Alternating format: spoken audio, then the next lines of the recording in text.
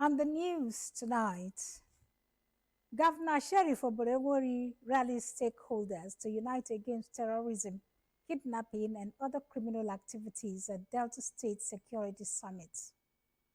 Federation Account Allocation Committee distributes 2.257 trillion naira to the federal government, states, and local government councils as April 2026 revenue allocation. Federal government releases 2.68 trillion naira for road and bridge projects between 2023 and April 2026. And abroad, US-Iran agreement remains uncertain as Trump warns of possible military action.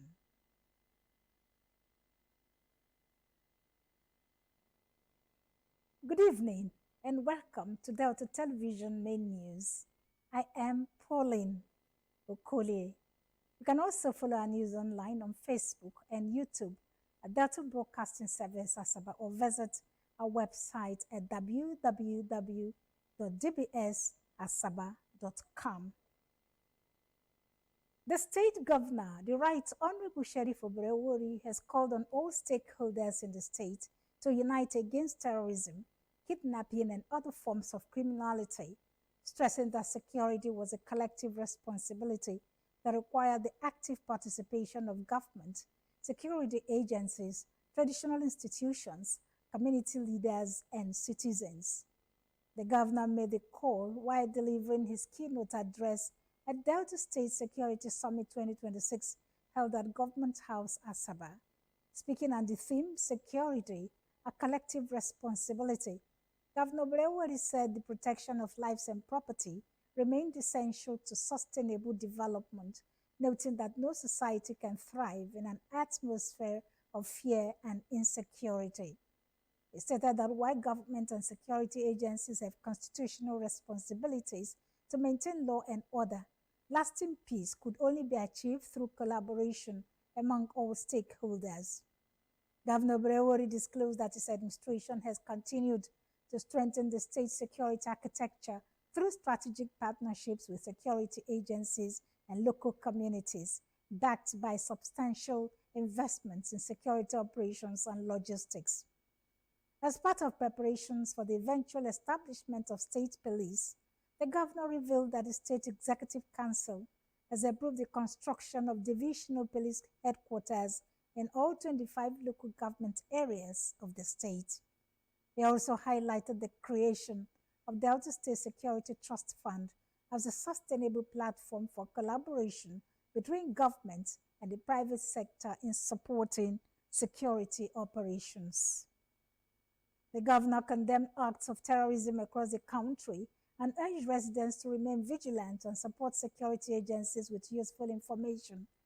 Earlier, the secretary to the state government, Dr. Kingsley Emu, said the summit was convened in response to growing security concerns and the need for proactive engagement with critical stakeholders.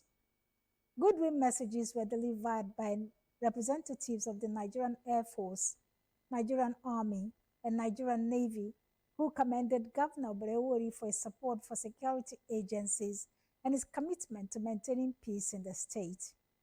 Delivering a lecture on the summit's theme, the State Commissioner of Police, Mr. John Oyeniyi, identified kidnapping, cybercrime, cultism, pipeline vandalism, crude oil theft, drug trafficking, and communal conflict as major security challenges requiring a whole-of-society approach.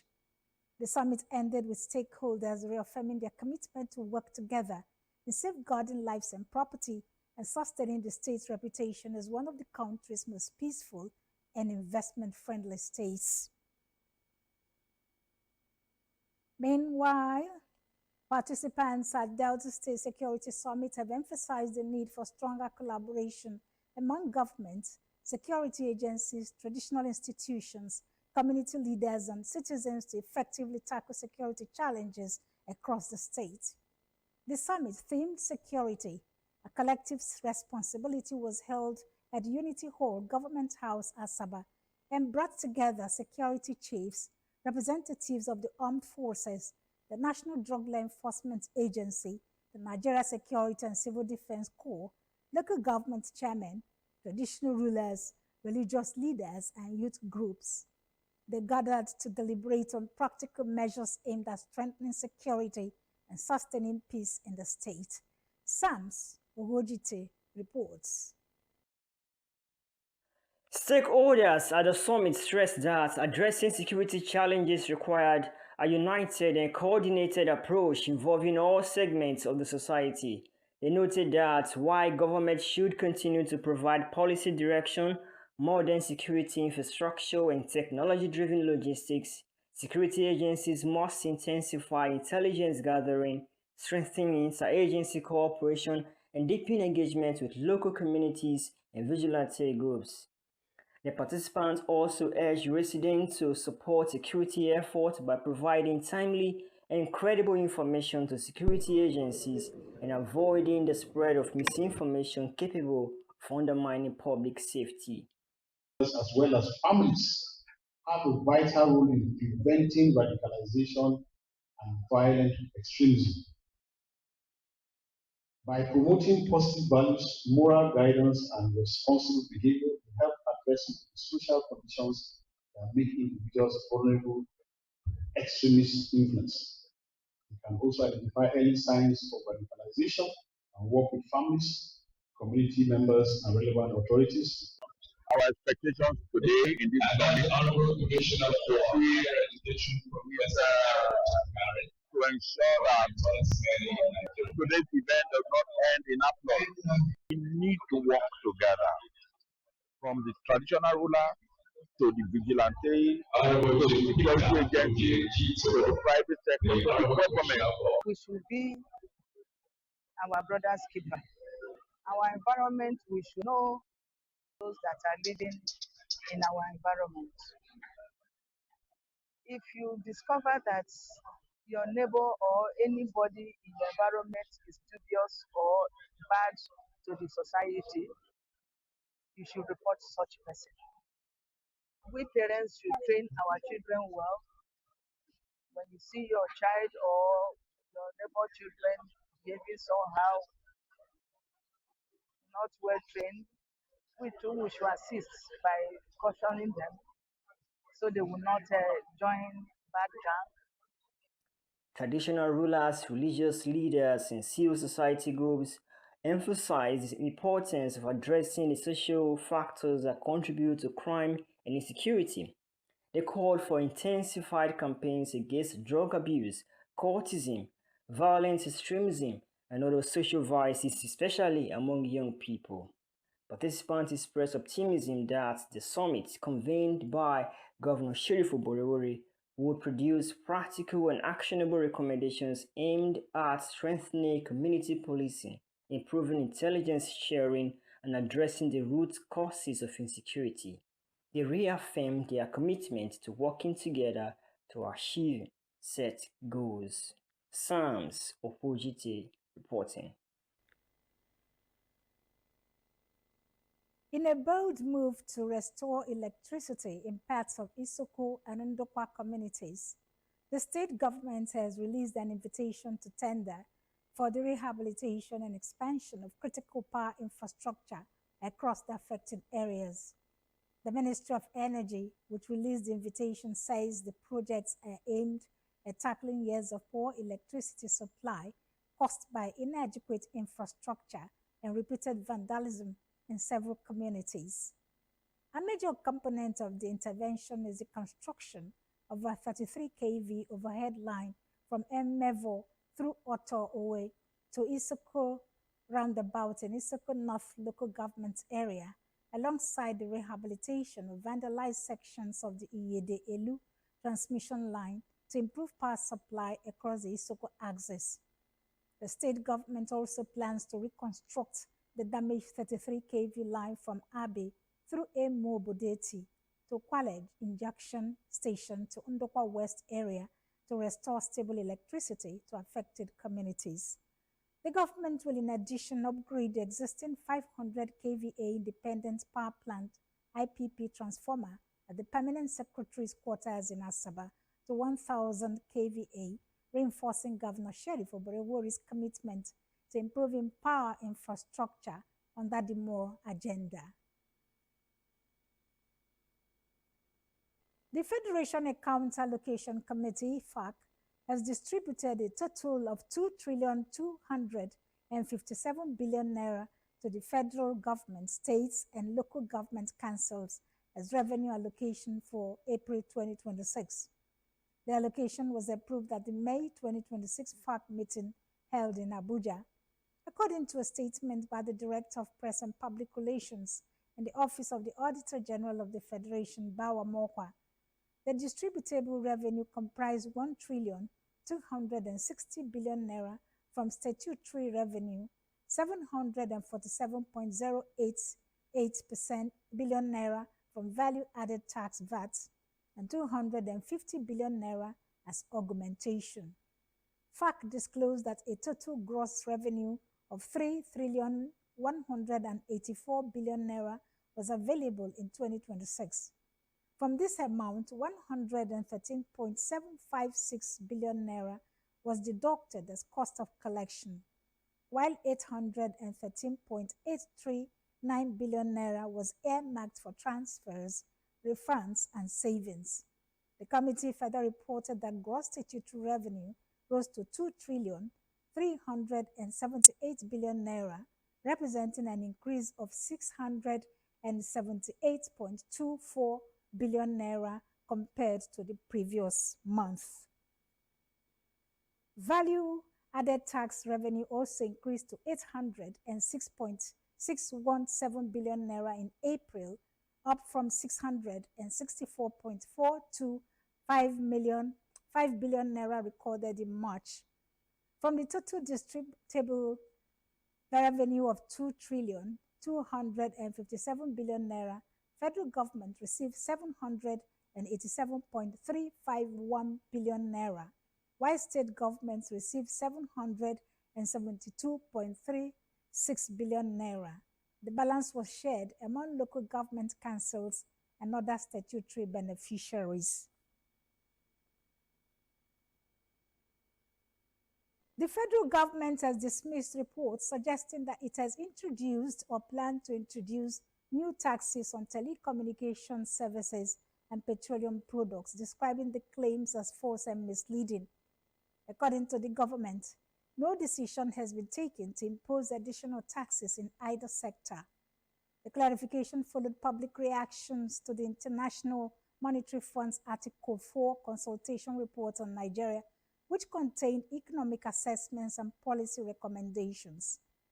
Some reports had interpreted the IMF's suggestions as an indication that the government was preparing to increase taxes.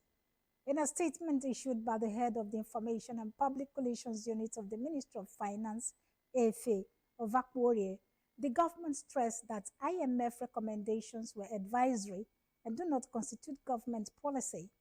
He noted that presenting the IMF report as evidence of a new tax regime amounted to a misrepresentation of its contents. The government further emphasized that taxation decisions were made through established constitutional and legislative processes with due consideration for national priorities and prevailing economic realities. It therefore urged Nigerians to disregard claims that new taxes on telecommunication services and petroleum products were being considered.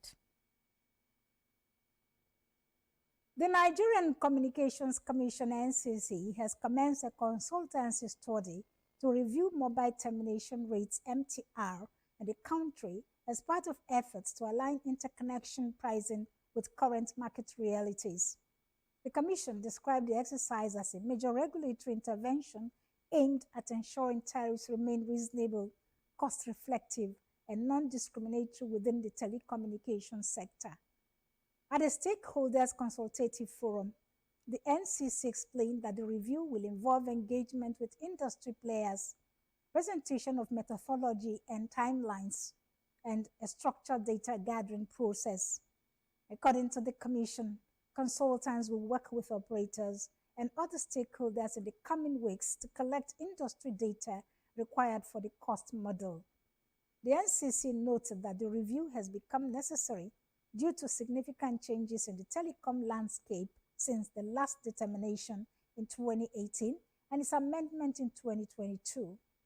The changes included rapid network expansion, deployment of 5G technology, the emergence of mobile virtual network operators, inflation, and exchange rate fluctuations affecting the cost of service delivery. Commission urged operators to provide complete and accurate data, stressing that stakeholder cooperation will be vital to developing a fair and sustainable mobile termination rate framework. The federal government has identified 470 gazetted and legally protected grazing reserves across the country as part of efforts to end open grazing and the movement of cattle on the streets of Abuja, Lagos, and other major cities. The initiative was aimed at rehabilitating and resettling pastoralists while advancing the modernization of the country's livestock sector. Minister of Livestock Development E.D. Meha said herders have been encouraged to adopt a sedentary lifestyle by settling in designated grazing reserves. According to the minister, the policy will enhance disease surveillance, breed development, animal health management, and overall livestock productivity. He also disclosed plans to introduce electronic jaw tagging of cattle to monitor their movement and enable authorities to quickly identify animals that strayed beyond designated boundaries. Mehan noted that open grazing is no longer sustainable, stressing that long-distance cattle movement contributes to low productivity and limits Nigeria's capacity to meet domestic dairy demand. The minister further revealed that Nigeria currently records average milk yields of between 1.2 and 2 liters per cow daily, compared to as much as 30 liters in countries such as Kenya. He attributed the gap to poor livestock genetics, inadequate feeding systems, and weak disease control measures. He said the government was implementing the National Dairy Policy Framework with a focus on improved feeding practices, disease management, and genetic enhancement to boost local milk production and reduce dependence on dairy imports.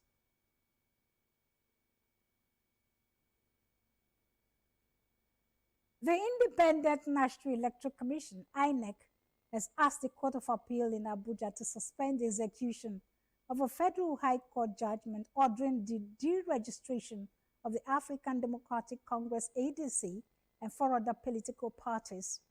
The commission also backed a notice of appeal filed by the affected parties against the judgment.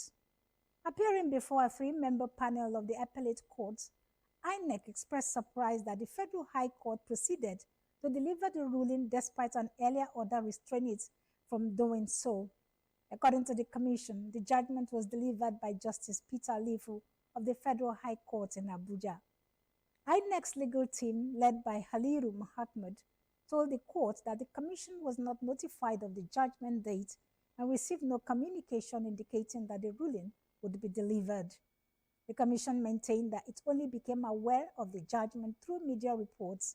It further noted that the Court of Appeal had, on May 22, issued an order halting the delivery of the judgment, which had initially been scheduled for June 5.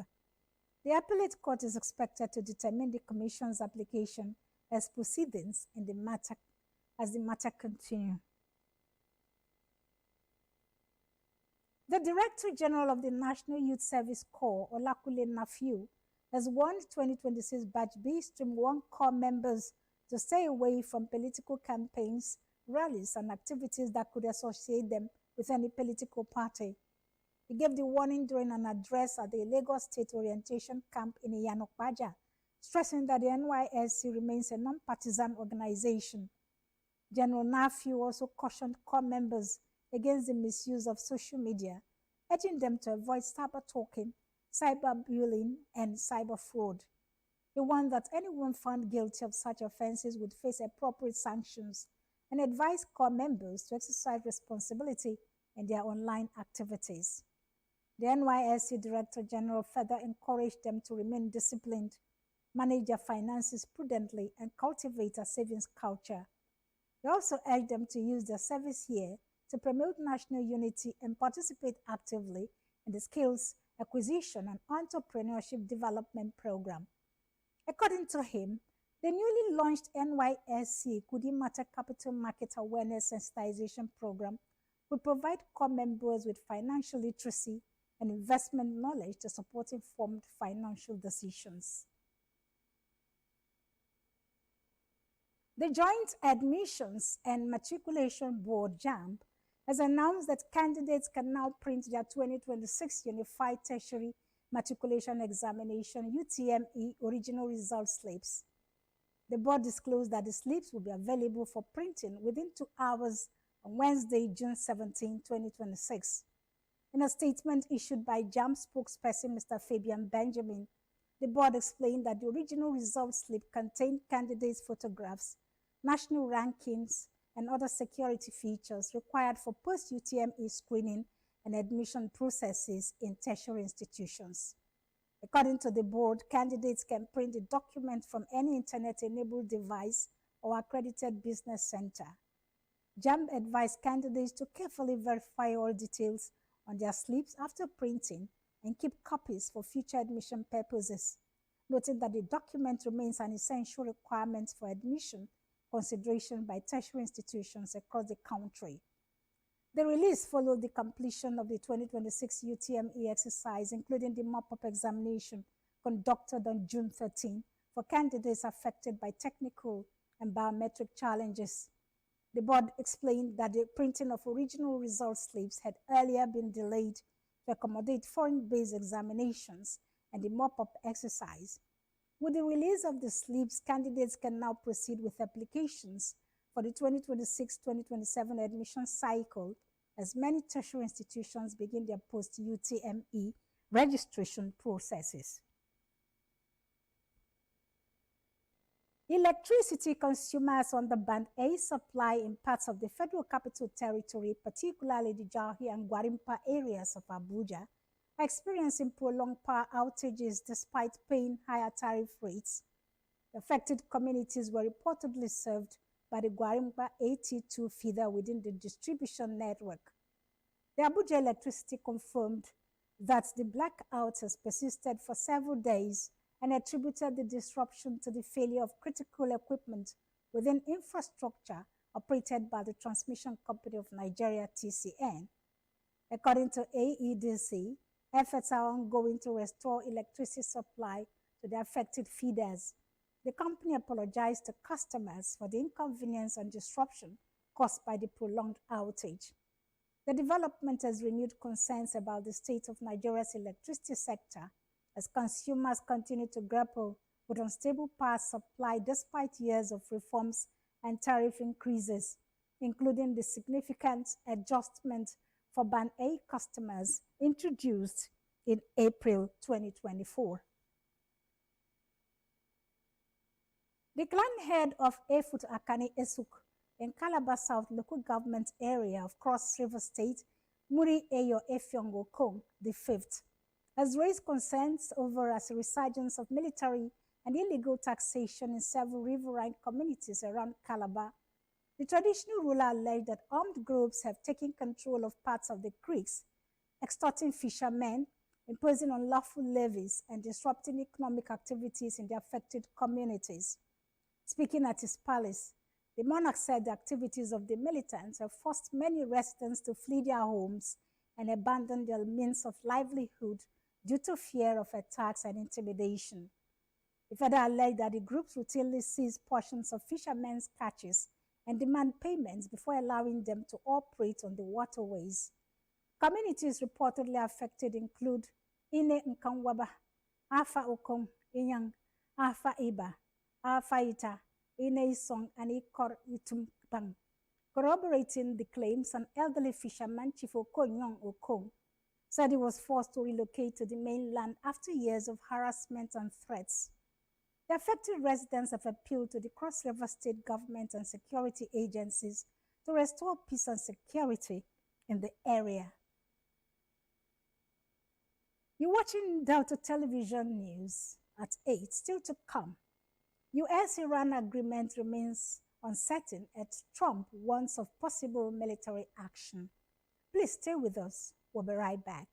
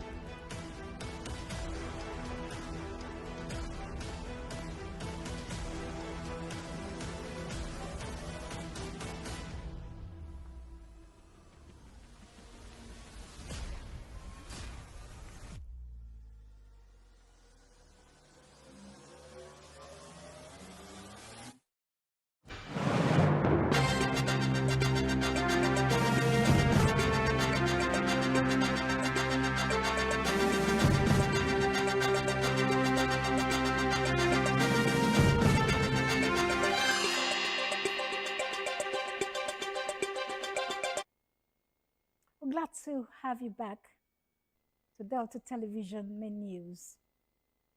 And from the foreign scene, the United States President Donald Trump has said that a proposed memorandum of understanding between the United States and Iran, expected to be signed on Friday, is not yet final. Trump warned that the United States could resume military action if he is not satisfied with the terms of the agreement, signaling continued tensions surrounding the proposed deal. Meanwhile, Iran has accused Israel of violating the ceasefire in Lebanon severally since a U.S. brokered truce was reached. Tehran warned of a harsh response if the alleged violations continued, raising concerns about a possible escalation of tensions in the region. The warning followed recent Israeli strikes in southern Lebanon that reportedly claimed 4 lives amid ongoing ceasefire disputes. In a related development, President Trump criticized Israeli Prime Minister Benjamin Netanyahu during the G7 summit, urging him to exercise greater restraint in relation to operations in Lebanon. Separately, reports from maritime monitoring sources indicated that a 4th oil tanker carrying Iranian crude has moved beyond a United States naval blockade line in the Gulf of Oman, adding further pressure to an already fragile regional security and energy landscape. And back home, business news. Investors on the Nigerian exchange lost an estimated 782 billion naira on Tuesday as the stock market closed on a negative note, extending the recent downward trend in trading activity. Data from the Nigerian exchange showed that market capitalization declined by 0.50%, dropping from 155.985 trillion naira to 155.203 trillion naira. The all-share index also shed 1,219.93 points to close at 241,948 naira 80 kobo, down from 243 naira 204 kobo 73 kobo recorded in the previous session, reflecting sustained pressure on equities. Markets' breadth remained negative, with 37 losers compared to 20 gainers. Trading activity weakened during the session, with volume declining by 28.11% to 535.53 million shares, valued at 36.84 billion naira and exchanging 55,123 deals. The session marked the 3rd consecutive market decline since last Friday, underscoring continued bearish sentiment among investors on the Nigerian exchange. Our thoughts for the day. For some people, an obstacle is an excuse to quit. For others, it is an opportunity to grow stronger.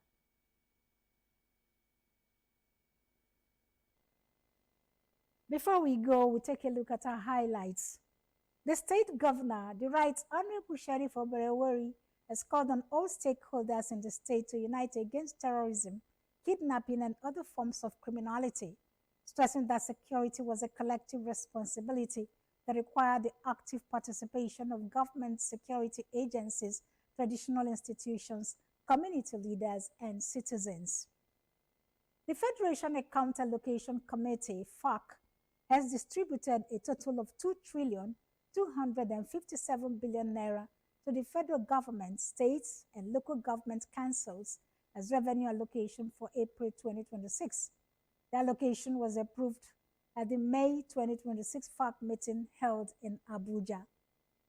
The federal government has released 2,680 billion naira for the construction, rehabilitation, and maintenance of roads and bridges between 2023 and April 2026, despite budgeting a total of 54,930 billion naira for road-related projects during the period. And abroad, US-Iran agreement remains uncertain as Trump warns of possible military action. You can also follow our news online on Facebook and YouTube at Delta Broadcasting Service Asaba, or visit our website at www.dbsasaba.com. And that's our news tonight. Thank you very much for watching. On behalf of the production crew, I am Pauline Okole. Good night.